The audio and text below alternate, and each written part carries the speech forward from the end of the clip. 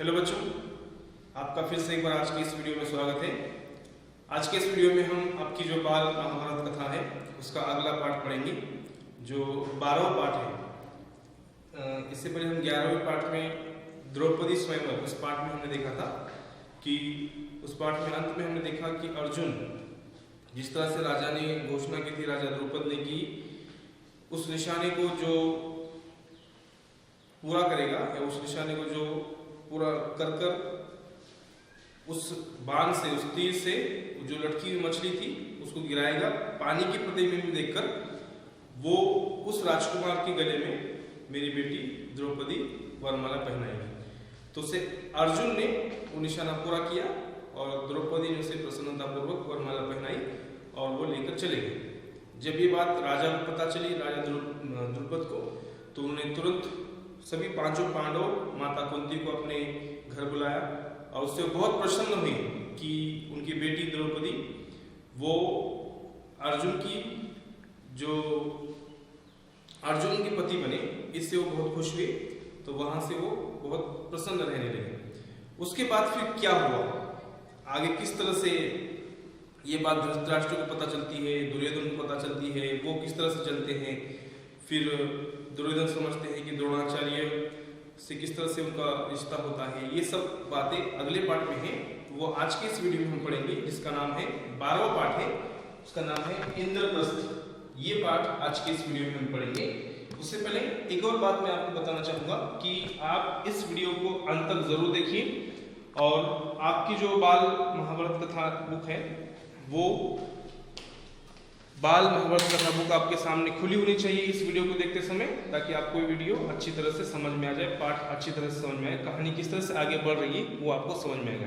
ठीक है, इसलिए बुक खुली रखिए और वीडियो अंत तक जरूर देखिए। आइए हम शुरू करते हैं, कहानी किस तरह से आगे बढ़ी है।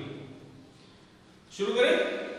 यस, तो द्रौपदी के स्वयंवर में जो कुछ हुआ था उसकी खबर जब हस्तिनापुर पहुंची तो विदुर बड़े खुश हुए। धृतराष्ट्र के पास दौड़े गए और बोले, पांडव अभी जीवित हैं। राजा द्रुपद की कन्या को स्वयंवर में अर्जुन ने प्राप्त किया है। पांचों भाइयों ने विधिपूर्वक द्रौपदी के साथ ब्याह कर लिया है और कुंती के साथ वे सब द्रौपद के यहाँ कुशल से हैं। यह सुनकर धृतराष्ट्र हर्ष प्रकट करते हुए बोले, भाई विदुर, तुम्हारी बातों से मुझे असीम आनंद हो रहा है। राजा द्रुपद की बेटी हमारी बहू बन गई है, यह बड़ा ही अच्छा हुआ।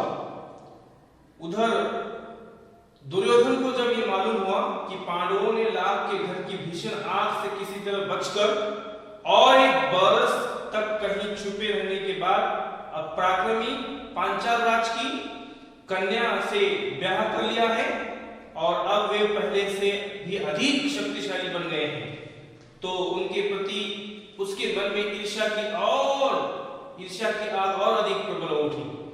दबा हुआ वैर फिर से जाग उठा। दुर्योधन और दुशासन ने शकुनी को अपना दुखड़ा सुनाया। मामा, अब क्या करें? अब तो द्रुपद कुमार धृष्टद्युम्न और शिखंडी भी उसके साथ बन गए हैं।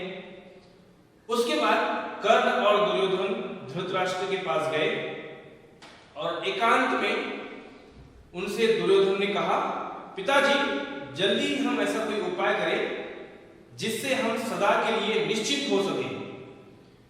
धृतराष्ट्र ने कहा, बेटा, तुम बिल्कुल ठीक कहते हो, तुम ही बताओ अब क्या करना चाहिए। दुर्योधन ने कहा, तो फिर हमें कोई ऐसा उपाय करना चाहिए जिससे पांडव यहां आए ही नहीं, क्योंकि यदि वे इधर आए तो जरूर राज्य पर भी अपना अधिकार जमाना चाहेंगे। इस पर कर्ण को हंसी आ गई। उसने कहा, दुर्योधन, अब एक साल बाहर रहने और दुनिया देख लेने से उन्हें काफी अनुभव प्राप्त हो चुका है। एक शक्ति संपन्न राजा के यहाँ उन्होंने शरण ली है। 30 पर उनके प्रति तुम्हारा वैरभाव उनसे छिपा नहीं है, इसलिए छल प्रपंच से अब काम नहीं बनेगा। आपस में फूट डालकर भी उनको हराना संभव नहीं।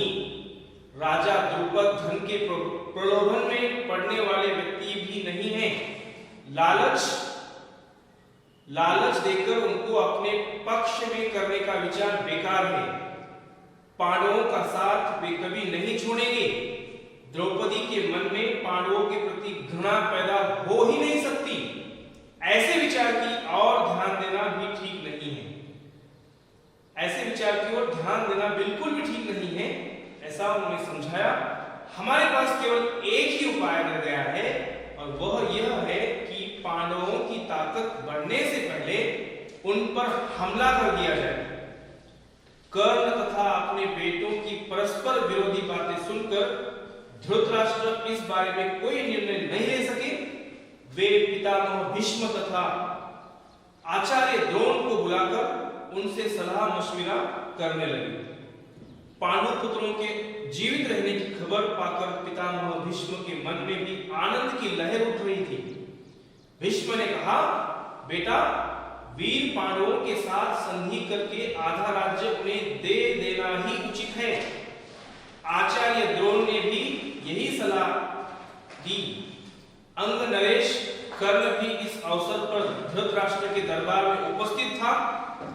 पांडवों को आधा राज्य देने की सलाह उसे बिल्कुल अच्छी न लगी। दुर्योधन के प्रति कर्ण के हृदय में अपार स्नेह था। इस कारण द्रोणाचार्य की सलाह सुनकर उसके क्रोध की सीमा न रही। वह धृतराष्ट्र से बोला, राजन, मुझे यह देखकर बड़ा आश्चर्य हो रहा है कि आचार्य द्रोण भी आपको ऐसी कुमंत्रणा देते हैं। राजन, शासकों का कर्तव्य है कि मंत्रणा देखने वालों की नीयत को पहले परख ले, फिर उनकी मंत्रणा पर ध्यान दे।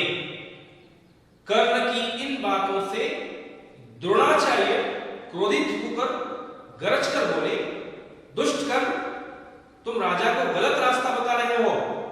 यह निश्चित है कि यदि राजा धृतराष्ट्र ने मेरी तथा पितामह भीष्म की सलाह न मानी और तुम जैसों की सलाह पर चले तो फिर कौरवों को नाश होने वाला है। तो फिर कौरवों का नाश होगा। इसके बाद धृतराष्ट्र ने धर्मात्मा विदुर से सलाह ली। विदुर ने कहा, हमारे कुल के नायक भीष्म तथा आचार्य द्रोण ने जो बताया है वही श्रेयस्कर है, सही है। कर्ण की सलाह किसी काम की नहीं है।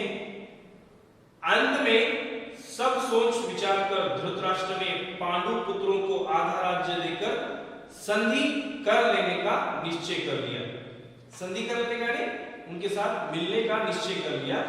पांडवों को द्रौपदी तथा कुंती सहित सादर लीवा लाने के लिए विदुर को पांचाल देश भेजा, जहां पर वो राजा द्रुपद के घर रह रहे थे। तो विदुर पांचाल देश को रवाना हुए। पांचाल देश में पहुंचकर विदुर ने राजा द्रुपद को अमूल्य उपहार भेंट करके उनका सम्मान किया और राजा धृतराष्ट्र की तरफ से अनुरोध किया कि पांडवों को द्रौपदी सहित हस्तिनापुर जाने की अनुमति दे। विदुर का अनुरोध सुनकर राजा द्रुपद के मन में शंका हुई।